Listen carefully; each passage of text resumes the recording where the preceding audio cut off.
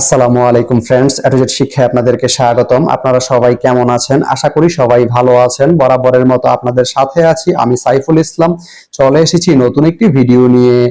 আজকে আমরা জানবো আপনি সদর রসুলপুর থেকে ভাতশালা যেতে কোন কোন ট্রেন রয়েছে, সেই ট্রেনগুলো ছাড়ার নতুন সময়সূচি, বন্ধের দিন এবং গিয়ে পৌঁছতে কতক্ষণ সময় লাগবে বিস্তারিত।